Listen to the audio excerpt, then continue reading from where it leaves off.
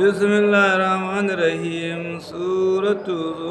سورة إبراهيم عليه السلام مكية أربع وخمسون آيات بسم الله الرحمن الرحيم ألف لام ر كتاب نزلناه إليك لتخرج الناس من الظلمات إلى النور بإذن ربهم إلى صراط العزيز الحميد الله الذي له ملك السماوات والأرض وويل للكافرين من عذاب شديد الذين يستحبون الحياة الدنيا على الآخرة ويصدون عن سبيل الله ويبغونها عوجا أولئك بضلال بعيد وما أرسلنا من رسول إلا بلسان قومه ليبين لهم ويضل الله من يشاء ويهدي من يشاء وهو العزيز الحكيم ولقد أرسلنا موسى بآياتنا أن نخرج قومك من الظلمات إلى النور وذكرهم بأيام الله إن في ذلك لآيات لكل صبير شكور وإذ قال موسى لقومه اذكروا نعمة الله عليكم إذا أنجيكم من آل فرعون يسومونكم سوء العذاب يذبحون أبناءكم ويستحيون نساءكم وفي ذلكم بلاء من ربكم عظيم وإذ تأذن ربكم لئن شكرتم لأزيدنكم ولئن كفرتم إن عذابي لشديد وقال موسى إن تكفروا وأنتم ومن في الأرض جميعا فإن الله لغني حميد ألم يأتكم نبأ الذين كفروا نبأ الذين من قبلكم قوم نوح وعاد وثمود والذين من بعدهم لا يعلمهم إلا الله جاءتهم رسلهم بالبينات فردوا أيديهم في أفواههم وقالوا إنا كفرنا بما أرسلتم به وإنا لفي شك مما تدعوننا إليه مريب قالت رسلهم أفي الله شاك فاطر السماوات والأرض يدعوكم ليغفر لكم من ذنوبكم ويوكلكم إلى أجل مسمى قالوا إن أنتم إلا بشر مثلنا تريدون أن تصدونا عليها أما كان يعبد آباؤنا فاتونا بسلطان مبين قالت لهم رسلهم إن نحن إلا بشر مثلكم ولكن الله يمن على من يشاء من عبادهم وما كان لنا أن نأتيكم بسلطان إلا بإذن الله وعلى الله فليتوكل المؤمنون وما لنا ألا نتوكل على الله وقد هدينا سبلنا ولا نصبرن على ما أذيتمونا وعلى الله فليتوكل المتوكلون وقال الذين كفروا لرسلهم لنخرجنكم من أرضنا أو لا تعودنا في ملتنا فأوحي إليهم ربهم لنهلكن الظالمين ولا نسأل ولا نسكننكم الأرض من بعدهم ذلك لمن كاف مقامي وكاف وإيدي واستفتحوا وكاب كل جبير أنيد من ورائه جهنم ويسقي بماء سديد يتجرعه ولا يكاد يصيبه ويأتيه الموت من كل مكان وما هو بميت ومن ورائه عذاب غليظ مثل الذين كفروا بربهم أعمالهم كرماد اشتدت به الرياح في يوم عاصف لا يقدرون مما كسبوا على شيء ذلك هو الضلال البعيد ألم تر أن الله خلق السماوات والأرض بالحق إن يشاء يذهبكم ويأتي بخلق جديد وما ذلك على الله بعزيز وبرزوا لله جميعا وقال الضعفاء للذين استكبروا إنا كنا لكم تبعا فهل أنتم مغنونها أنا من عذاب الله من شيء قالوا لو هدينا الله لهديناكم سواء علينا أجزئنا أم صبرنا ما لنا من مهيز وقال الشيطان لما قضي الأمر إن الله وعدكم وعد الحق وآتاكم فأكلفتكم وما كان لي عليكم من سلطان إلا أن دعوتكم فاستجبتم لي فلا تلوموني ولوموا أنفسكم ما أنا بمصرخكم وما أنتم بمصرخي إني كفرت بما أشركتموني من قبل إن الظالمين لهم عذاب أليم وأدخل الذين آمنوا وعملوا الصالحات جنات تجري من تحتها الأنهار خالدين بها بإذن ربهم تحيتهم فيها سلام ألم تر كيف ضرب الله مثلا كلمة طيبة كشجرة كبيسة نجتثات من فوق من نجتثات وفرعها نسلها نجتثات كشجرة كبيسة نسلها ثابت وفرعها في السماء تؤتي أكلها كل حين بإذن ربها ويضرب الله الأمثال للناس لعلهم يتذكرون ومثل كلمة كبيسة كشجرة كبيسة نجتثات من فوق الأرض ما لها من قرير يثبت الله الذين آمنوا بالقول الثابت في الحياة الدنيا وبالآخرة ويضل الله الظالمين ويفعل الله ما يشاء ألم تر إلى الذين بدلوا نعمة الله كفرا وأحلوه قومهم دار البوير جهنم يصلونها وبئس القرار وجعلوا لله أندادا ليضلوا عن سبيله قل تمتعوا فإن مصيركم إلى النار قل لعبادي الذين آمنوا يقيموا الصلاة وينفقوا مما رزقناهم سرا وعلانية من قبل أن يأتي يوم لا بيع فيه ولا خلال الله الذي خلق السماوات والأرض وأنزل من السماء ماء فأخرجنا به من الثمرات رزقا لكم وسخر لكم الفلك لتجري في البحر بأمره وسخر لكم الأنهار وسخر لكم الشمس والقمر دائبين وسخر لكم الليل والنهار وآتيكم من كل ما سألتموه وإن تعودوا نعمة الله لا تحصوها إن الإنسان لظلوم كفور وإذ قال إبراهيم ربي جعل هذا بلدا نمنا وجنبني وبني أن نعبد الأصنام ربي إنهن أضللن كثيرا من الناس فمن تابعني فإنه مني ومن أسيني فإنك غفور رحيم ربنا إني أسكنت من ذريتي بواد غير ذي زرع عند بيتك المحرم ربنا ليقيموا الصلاة وجعل أفئدة من الناس تهوي إليهم وارزقهم من الثمرات لعلهم يشكرون ربنا إنك تعلم ما نخفي وما نعلن وما يخفى على الله من شيء في الأرض ولا في السماء الحمد لله الذي وهب لي على الكبر إسماعيل وإسحاق إن ربي لسميع الدعاء ربي جعلني مقيم الصلاة ومن ذريتي ربنا وتقبل دعائي ربنا اغفر لي ولوالدي وللمؤمنين يوم يقوم الحساب ولا تحسبن الله غافلا عما يعمل الظالمون إنما يؤخرهم ليوم تشخص فيه الأبصار مهطعين مقنعي رؤوسهم لا يرتد إليهم طرفهم وأفئدتهم هواء وأنذر الناس يوم يأتيهم العذاب فيقول الذين ظلموا ربنا أخرجنا إلى أجل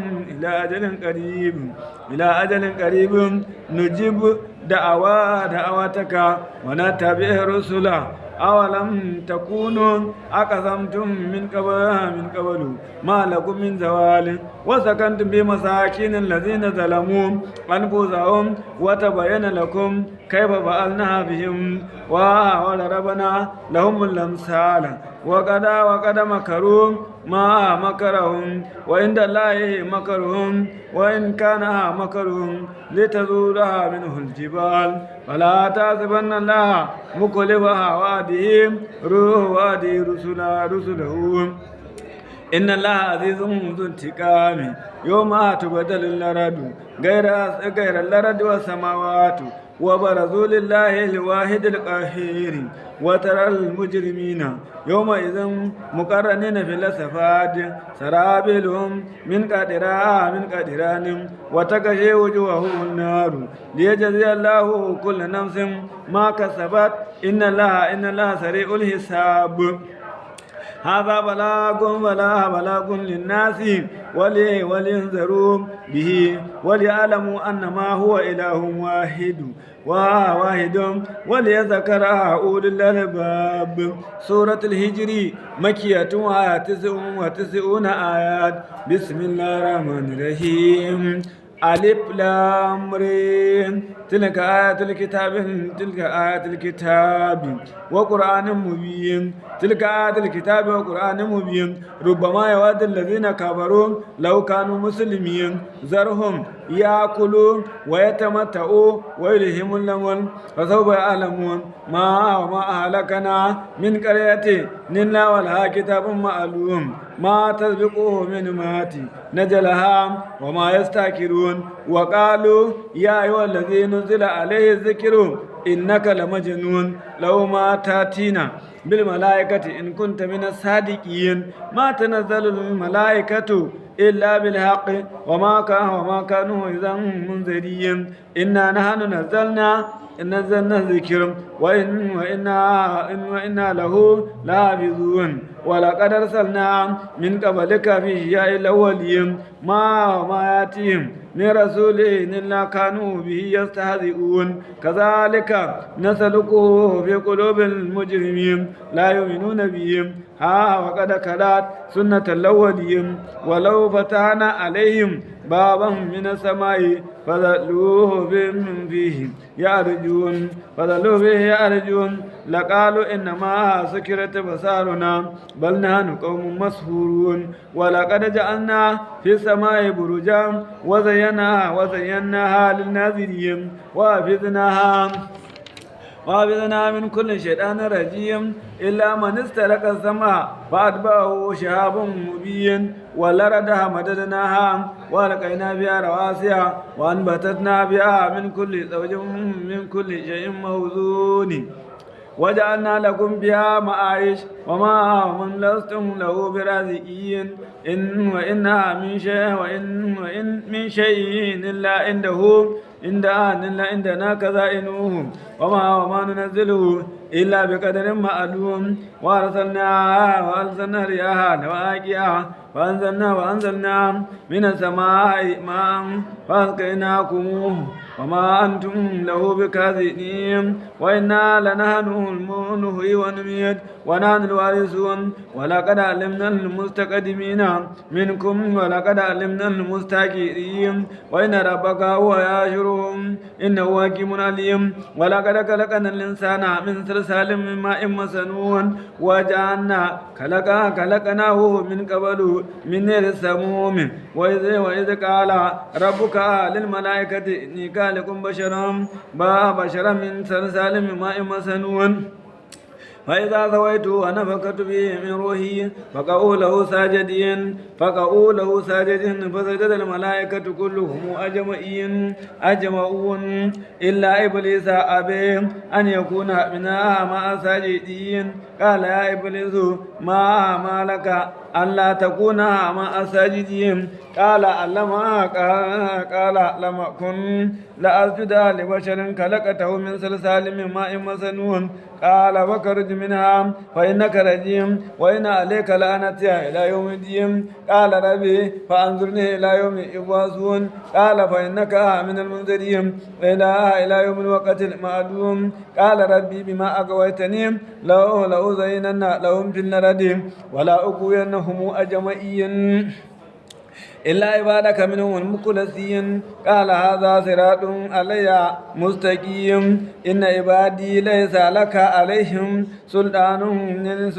إلا من اتبعك من الغاوين وإن جهنم لموعدهم أجمعين لها 7 أبواب لكل باب منهم جزء مقسوم إن المتقين في جنات وعيون ادخلوها بسلام نمين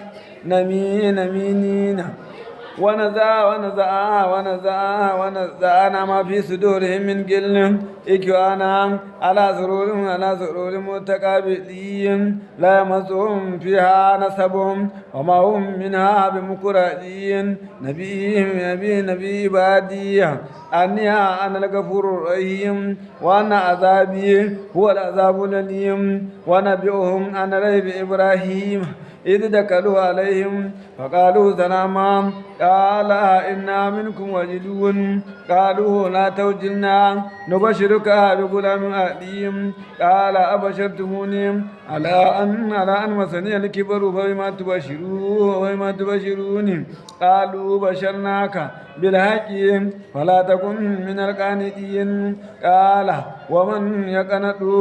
من رحمة ربي إلا الضالون قال وما كذبكم أيها المرسلون قالوا إنا إلى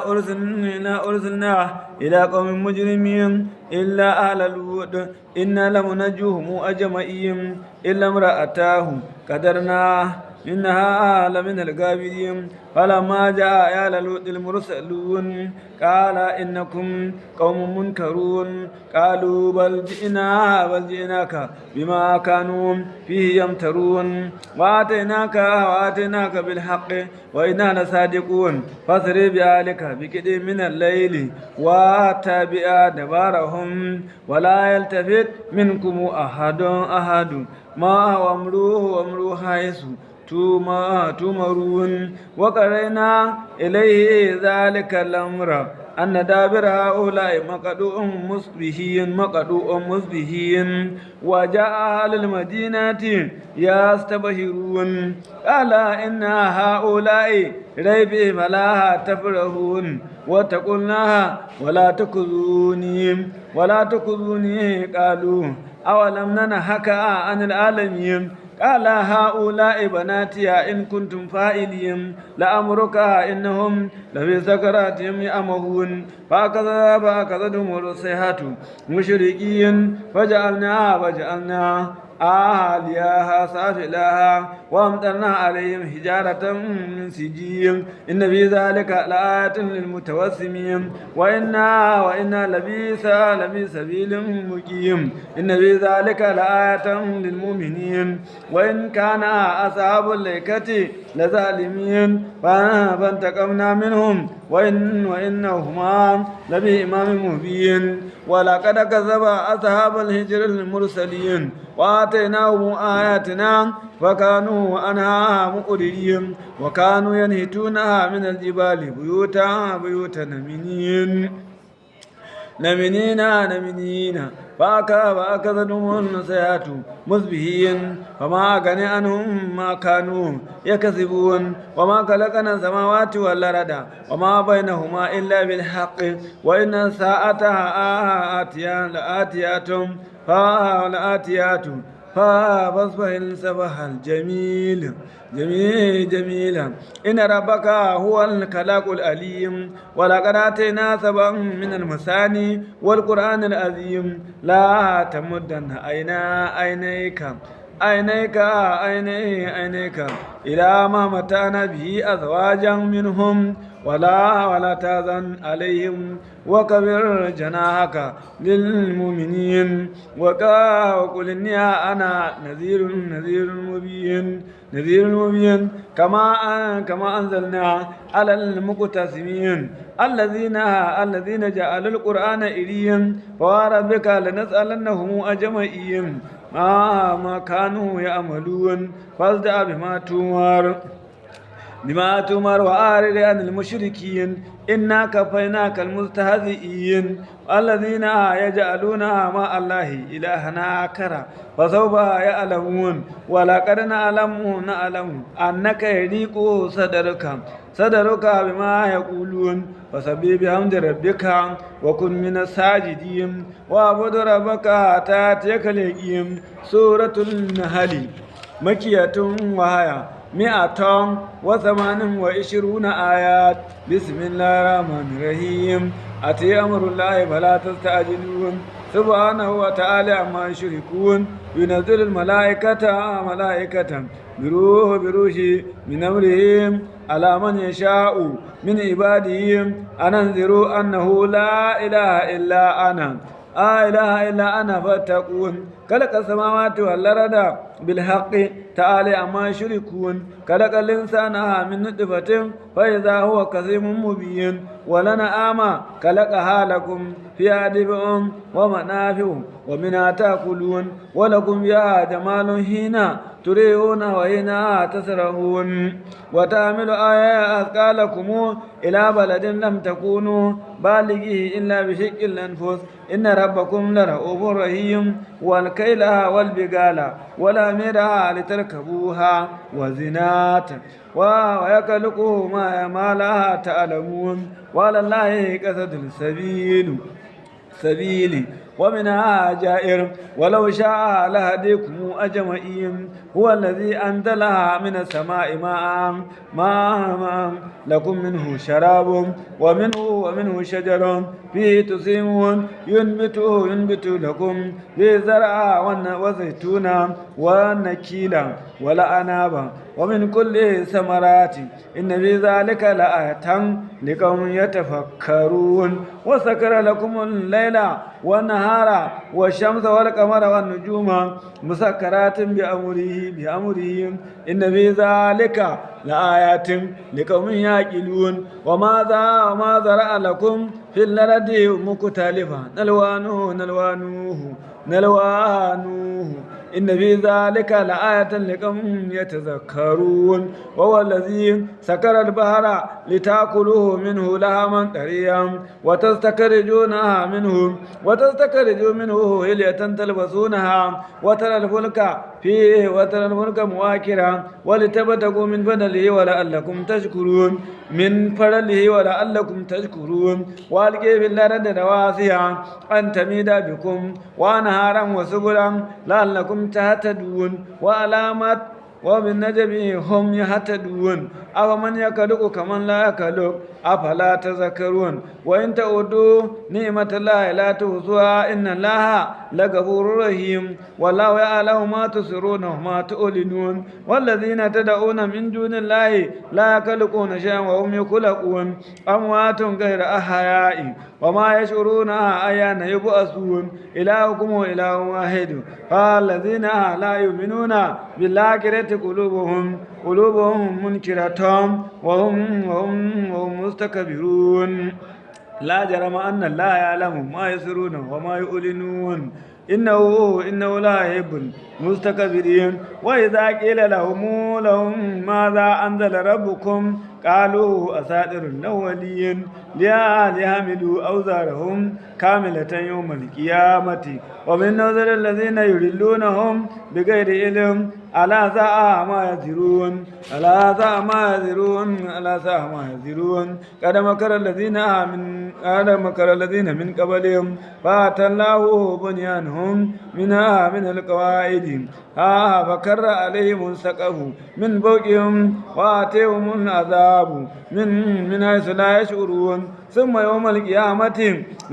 يخزيهم ويقول أين شركائي الذين كنتم تشاقون فيهم قال الذين أوتوا العلم إن الخزي اليوم والسوء على الكافرين الذين تتوليهم الملائكة ظالمي أنفسهم فألقوا سلاما وما كنا نعمل من سوء بل إن الله عليم بما كنتم تعملون. فادخلوا أبواب جهنم خالدين فيها فلبئس مثوى المتكبرين وقيل للذين اتقوا ماذا أنزل ربكم قالوا خيرا للذين آثنوا في هذه الدنيا حسنة ولدار الآخرة خير ولا نعم الدار المتقين جنات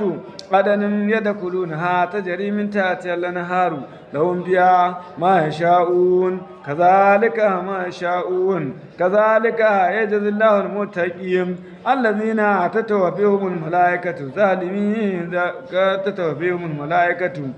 تتوفيهم الملائكة طيبين يقولون سلام عليكم ادخلوا الجنة بما كنتم تعملون هل ينظرون إلا أن تأتيهم الملائكة أو يأتي أمر ربك كذلك فعل الذين من قبلهم وما ظلمهم الله ولكن كانوا أنفسهم يظلمون فأصابهم سيئات ما عملوا وحاق بهم ما كانوا به يستهزئون وقال الذين أشركوا لو شاء الله ما عبدنا من دونه من شيء نحن ولا آباؤنا ولا حرمنا من دونه من شيء كذلك فعل الذين من قبلهم فهل على الرسل إلا البلاغ المبين ولقد بعثنا في كل أمة رسولا أن اعبدوا الله واجتنبوا الطاغوت ومنهم من هدى الله ومنهم من حقت عليه الضلالات فسروا بالأرض فانظروا كيف كان عاقبة المكذبين إن تعذر على هديهم فإن الله لا يهدي من يضل وما لهم من ناصرين وأقسموا بالله جهاد أيمانهم لا يبعث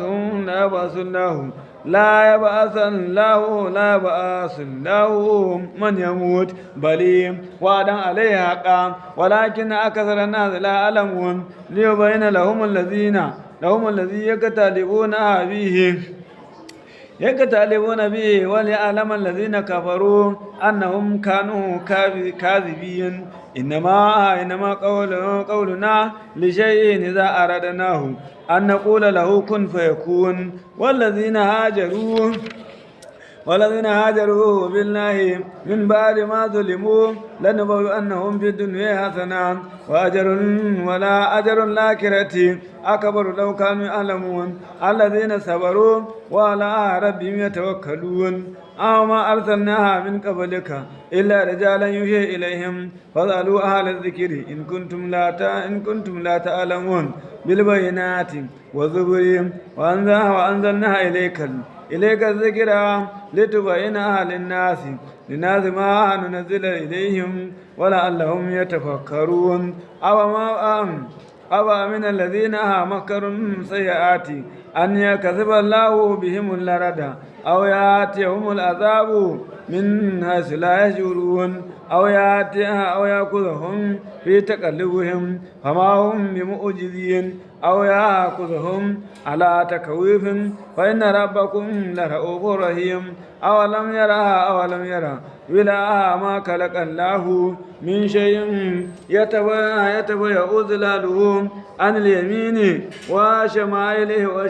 سجدا لله وهم داخرون ولله يسجد ما في السماوات وما في الأرض من دابة والملائكة وهم لا يستكبرون يخافون ربهم من فوقهم ويفعلون ما يؤمرون الحمد لله رب العالمين الرحمن الرحيم مالك يوم الدين إياك نعبد وإياك نستعين اهدنا الصراط المستقيم صراط الذين أنعمت عليهم غير المغضوب عليهم ولا الضالين آمين سبحان ربك رب العزة عما يصفون والسلام على المرسلين الحمد لله رب الفاتحة Amin.